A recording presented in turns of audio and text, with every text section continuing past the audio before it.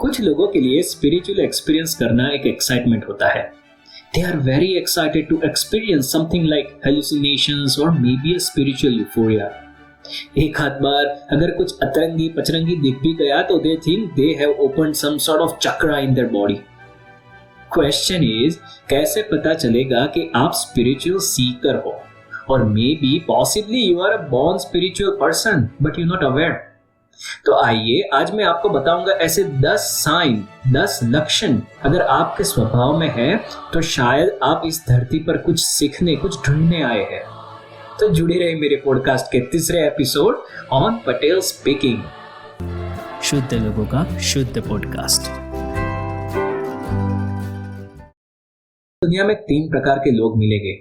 एक, fully materialistic, money centric, बोले तो भौतिकवादी, जो इंसानों ने बनाई हुई चीजों से बहुत आकर्षित रहने वाले, जिन्हें कुछ भी फर्क नहीं पड़ता कि ध्यान मेडिटेशन क्या, आत्मा क्या, पुनर्जन्म क्या, मृत्यु के बाद क्या, जन्म से पहले क्या, ये सब बातें उन्हें बोरिंग लगती है। सब कुछ हासिल करने की अंदर से ऐसी मजबूत डिजायर, लालसा, ऐसी ज्वाला भरी है कि वो भूख मिटती ही नहीं है। 2 पे बाद में आता हूं। नंबर 3, फुल्ली स्पिरिचुअल लोग, योगी, जिन्होंने सांसारिक जीवन और बाहरी दुनिया की चकाचौंध को त्याग दिया है, बिल्कुल भी मोह माया से परे, जैसे हमारे साधु संत और सन्यासी लोग, बिल्कुल जैसे शांत समुद्र। उनके सामने भले ही दुनिया का सबसे अमीर व्यक्ति ही क्यों ना खड़ा हो जाए, उन्हें इतना सा भी फर्क नहीं पड़ता आपने कौन सी ब्रांड के कपड़े पहने हैं, आपके पास कितनी महंगी गाड़ी है, कितने करोड़ों का बिजनेस है। They don't care। अगर अंतरिक्ष से उल्का भी पृथ्वी पर गिर जाए तभी भी वह शांत चित्त से बैठे रहेंगे, जन्म और मृत्यु से परे। अब आता हूं नंबर 2 पर, इन दोनों के बीच वाले, जहां आते हैं ज्यादातर मेरे जैसे लोग, जिन्हें नंबर 1 वाली जिंदगी जीनी पड़ती है और हर रोज ऐसे लोगों के साथ उठना बैठना भी होता है, पर कहीं ना कहीं मन में एक तलाश भी रहती है, एक कोशिश रहती है कुछ ढूंढने की, जिन्हें पता भी है कि ये सब मेरे लिए नहीं बना है और ना तो मैं बना हूं ये सब पाने के लिए। वो लोग मटेरियल लाइफ जीते तो हैं, पर फिर भी कहीं ना कहीं उन्हें स्पिरिचुअल लाइफ से भी बहुत लगाव रहता है और जैसे तैसे कॉन्शियसली और अनकॉन्शियसली स्पिरिचुअलिटी से बहुत आकर्षित भी रहते हैं और न चाहते हुए भी जीवन में ऐसे बनाव और परिस्थितियां भी बन जाती है जो वापस आध्यात्मिक मार्ग पर ला ही देती है। तो दोस्तों, ये जो नंबर 1 से नंबर 3 तक का पूरा सफर है ना, वो ही है आपका स्पिरिचुअल अवेकनिंग। यही तो है पूरी इवोल्यूशनरी प्रोसेस जिससे गुजर के हम चिंपांजी से इंसान बने हैं। आध्यात्मिक मार्ग जो शुरू होता है सभी इंद्रिय सेंसेस को खुले रखने से लेके उसे कॉन्शियसली बंद करने तक का सफर, a journey from a physical pleasure to the soul blissfulness. और यही सफर तय करने में हम न जाने कितने हजारों जन्मों लगा देते हैं और बार बार आते हैं इसी चक्र को समझने और फिर यहाँ आके उलझ जाते हैं और ढूंढते रहते हैं पर्पस ऑफ लाइफ, जीवन का उद्देश्य। Spirituality is nothing but the reversing your desires, consciously knowing and controlling all your senses. Anyways, आज मैं आपको बताऊंगा कि कैसे पता करें कि आप ऑलरेडी स्पिरिचुअल सीकर हो। क्या उसके लिए आपको कोई स्पेशल योग, ध्यान, मेडिटेशन की टेक्निक आनी जरूरी है? बिल्कुल नहीं। कम या ज्यादा पर हम सब लोग अनकॉन्शियसली ही आध्यात्मिक है। और अगर इन 10 साइन में से कोई भी साइन थोड़ा या ज्यादा आप में दिखने को मिलते हैं तो समझ लीजिए कि आप कोई आध्यात्मिक मार्ग पे आगे बढ़ी हुई आत्मा हो जो कुछ सीखने, अनुभव करने या कुछ ढूंढने के लिए जन्मे हो। You are a born seeker. Sign number 1, आपको नेचुरली ही गुस्सा नहीं आता या फिर कोई कैसा भी कुछ भी करे आप गुस्से को आसानी से ही हंसते हंसते दबा सकते हो। जी हाँ दोस्तों, अगर आप स्वभाव से ही शांत प्रकृति के हो और आसपास के लोगों के कितने भी बुरे वर्तन या व्यवहार से आपको तनिक भी फर्क नहीं पड़ता, उसका मतलब है कि आपने पूर्व जन्मों से ही ऐसा कुछ देख और सीख कर ऐसे ट्रेन हो चुके हैं कि अन्य लोगों के व्यवहार से आप पर बिल्कुल भी असर नहीं होगा। नंबर 2, आपको कभी किसी चीज का लोभ या लालच नहीं आता, या फिर अगर आता भी है तो थोड़े टाइम में आप सैचुरेट या संतुष्ट भी हो जाते हो। तो दोस्तों, आपने पिछले जन्मों में बहुत कुछ ऐसा हासिल किया हुआ है कि इस जन्म में आपकी आत्मा उन छोटी मोटी चीजों को पाने की कोशिश करने के लिए आपकी शरीर की एनर्जी, ऊर्जा को रोक देती है।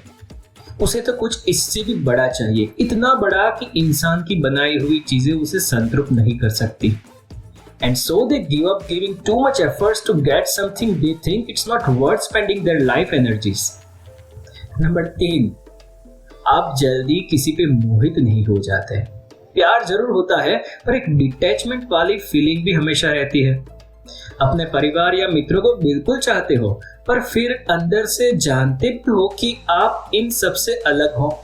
ये कोई आपके साथ नहीं आने वाला, भले ही वो आपके भाई बहन, माँ बाप या कोई क्लोज दोस्त ही क्यों ना हो। You feel detached, but you know very well too that you have no choice and you have to live this life with full joy and love. Number 4, आप माया से परे हो। आपको कहीं ना कहीं मन में लगता है कि this world is illusion.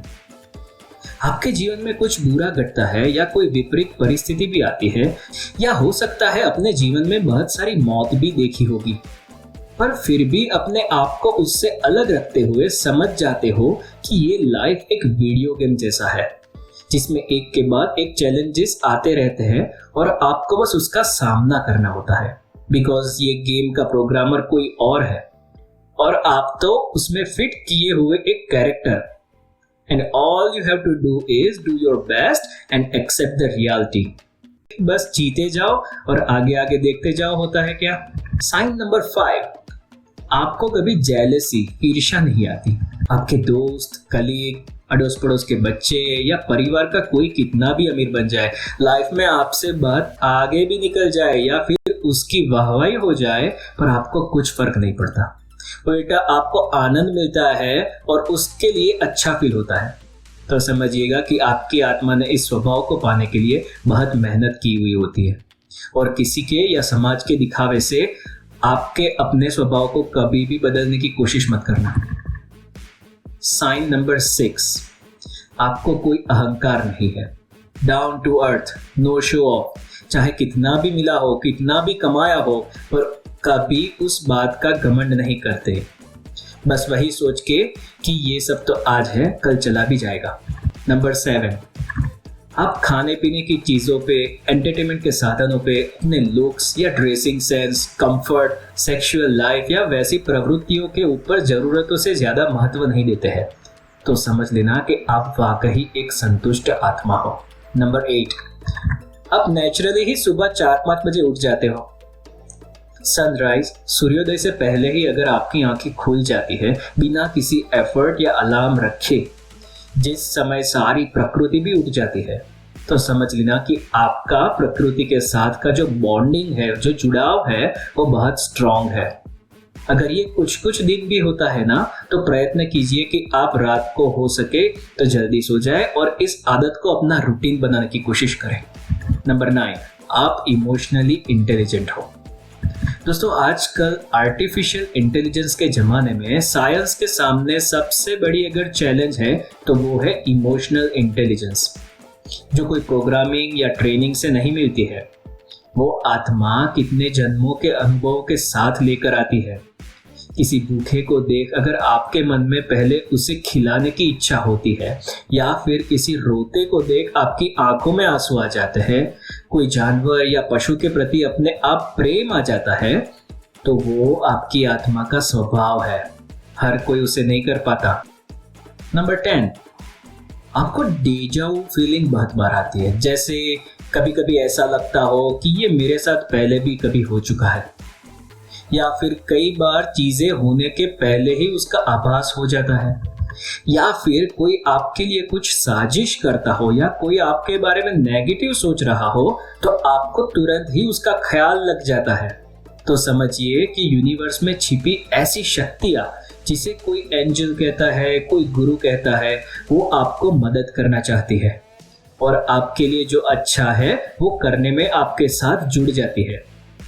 कई बार ऐसे लोग गहरी नींद से उठ के नोटिस करते हैं कि वो बहुत प्रसन्न है, बहुत ब्लिसफुल फील करते हैं, क्योंकि जब वो डीप स्लीप में जाते हैं तब अनकॉन्शियस मोड में ऐसी शक्तियों से उजागर होते हैं कि उनकी आत्मा तृप्त हो जाती है और बहुत प्रसन्न रहती है। तो दोस्तों, अगर आप में से कोई कहता है कि ये सारे लक्षण उनमें हैं, फिर भी वो मटेरियल वर्ल्ड, भौतिक दुनिया में बहुत इन्वॉल्व महसूस करते हैं, तो थोड़ा और समझ दो। समय जाते कुछ ऐसा जीवन में घटता है कि वो फिर बन जाता है लाइफ का टर्निंग पॉइंट और आ जाते हैं अपने ओरिजिनल स्वभाव पे। तो फ्रेंड्स, इन द कंक्लूजन, जो ये हम 70, 80, 90, 100 साल का जीवन जीते हैं, वो तो एक छोटा सा अंश है हमारी पूरी कहानी का, जिसमें हम करते हैं सोल डेवलपमेंट, आत्म विकास, और जो कुछ भी सीखते हैं, पाते हैं, खोते हैं, अधूरा छोड़ते हैं, वहां से ही हमारी अगली कहानी शुरू होती है, अगली जर्नी शुरू होती है। You start where you stopped. और अंत में भगवत गीता का चैप्टर 2 वर्स 20, न जायते म्रियते वा कदाचित नायं भूत्वा भविता वा न भूयः अजो नित्य शाश्वतोऽयं पुराणो न हन्यते हन्यमाने शरीरे। आत्मा के लिए किसी भी काल में न तो जन्म है न मृत्यु, वह न तो कभी जन्मा है, न जन्म लेता है और न जन्म लेगा। वह अजन्मा, नित्य, शाश्वत तथा पुरातन है। शरीर के मारे जाने पर वह मारा नहीं जाता। The soul is neither born nor does it ever die, nor having once existed does it ever cease to be.